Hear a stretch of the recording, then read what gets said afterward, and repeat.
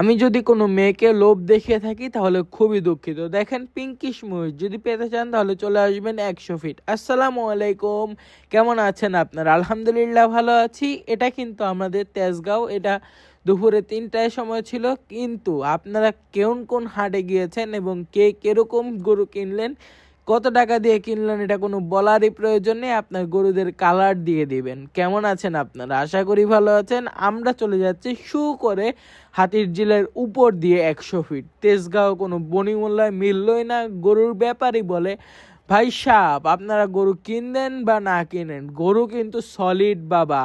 এরপর আমরা করে চলে যাচ্ছি তাদের কথা শুনে। গরুর ব্যাপারই তো দূরে থাক, গরুতে হাতও দেই নাই গা। এরপর করে চলে যাবো আমরা 100 ফিট। চলেন চলে যাই 100 ফিট। আলহামদুলিল্লাহ খুব ভালোভাবে চলে এলাম 100 ফিট। এখানে দেখি ওইখানের থেকে এখানে একটু কাদা কম, কিন্তু গরুর দামটা খুব বেশি। এখানে দেখি সব ছোট ছোট গরু, কিন্তু বিশাল বড় বড় গরু আছে, যদিও এত বড় না যে অনেক টাকা চেয়ে বসবে। আমরা এই চিপা দিয়ে ঢুকছি, চারিদিকে খালি গরু আর গরু, দুই পাশেই গরু। লেজ নাড়া মারলেই হচ্ছে আমার দিকে, আর ওই পাশের লেজ নাড়া মারলেই হচ্ছে আমার দিকে। সব দোষ আমার দিকে এসে পড়বে ইনশাল্লাহ। এরপর আমরা এখান থেকে চলে যাব অন্য জায়গায়, কারণ এই জায়গায় বনিবনা হচ্ছিল না। এই যে দেখেন কালা পাহাড়, খুব সুন্দর একটি নাম গরুটির। এটা দেখছিলাম এবং ভাবছিলাম গরুটি যদি পাগলা হতো কি হতো। ওরে বাবা, গরুর দেখি মালিক বেশি পাগলা, গরুর থেকে গরুর মালিক পাগলা দেখে গরুর রশিটাই ছিঁড়ে ফেললো। এখন কি হবে?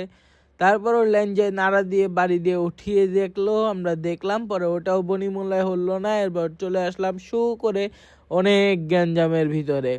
এই দেখেন স্যাভলন, এখানে বলে হাত ধুলে অনেক অনেক জীবাণু চলে যায় হাট থেকে। খুব সুন্দর ছিল আজকের পরিবেশটা। আধারে কালো ছিল, কিন্তু যখন 100 ফিট গিয়েছিলাম তখন মানে আকাশটা লালচে হয়ে গিয়েছিল। খুব সুন্দর সাদা, নীল, হলুদ ও সাদা, লাল, কালো 3 প্রজাতির গরু, এবং পিঙ্কিশ গরু কিন্তু আছে। পিঙ্কিশ গরু বললে ভুল হবে, মহিষ আছে। খুব সুন্দর লাগছে। গরুর সামনের থেকে পিছনের অংশগুলো বেশি দেখা যায়, কেন বুঝি না আমি। আমার চোখে শুধু সামনের অংশ থেকে পিছনের অংশটাই খালি বেশি চোখে পড়ে। সামনের অংশ যদি দেখি 2 ভাগ, পিছের অংশ দেখবো সাথে সাথে 27 ভাগ।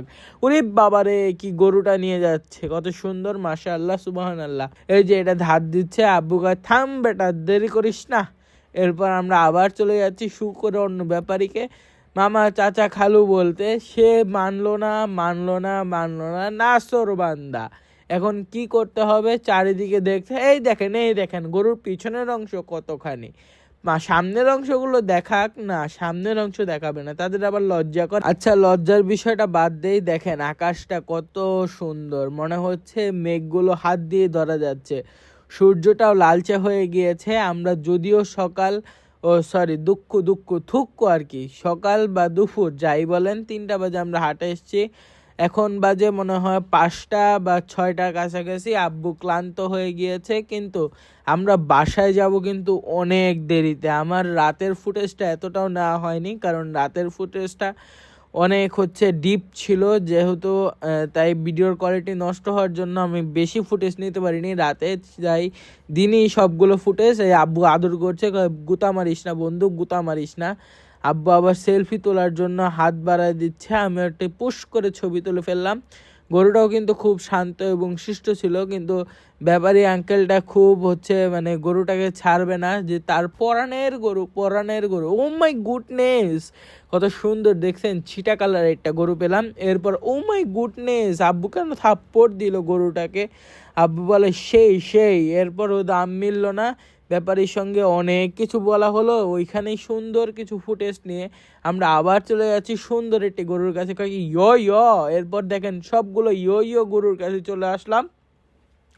এখানে সব গরু মনে হচ্ছে বিয়ে করতে চলে যাবে তাদের বাড়ি, ব্যাপারীর কাছে আর থাকবে না, তাই সাজুগুজু করে এসেছে। ও মাই গুডনেস, কত সুন্দর একটি মহিষ, এর সঙ্গে আরেকটি পিঙ্কিশ মহিষ। কালো পিঙ্কিশ মহিষ যদি আপনারা পেতে চান তাহলে অবশ্যই 100 ফিট হাটে চলে আসবেন।